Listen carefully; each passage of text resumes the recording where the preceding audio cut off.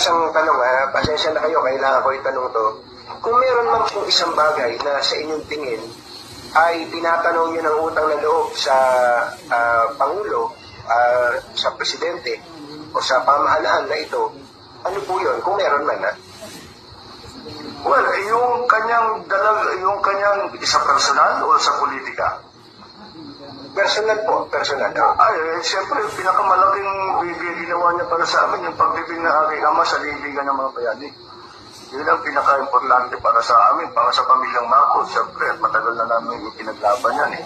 At ngayon pa lang, kahit na yung ibang presidente na nakaraan, kahit sa tinuturing nga namin kaibigan, at sinasabi, gusto nilang gawin, o napapayag sila, si President Duterte lang talagang ang nanindigan doon sa kanyang unang salita.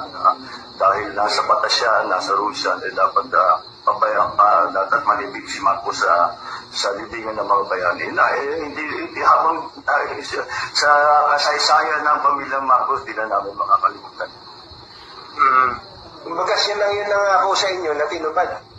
Parang gano'n. Lahat ng iba, sinasabi, gagawa natin ng paraan, titignan natin. Siguro sincere naman talaga si iba, pero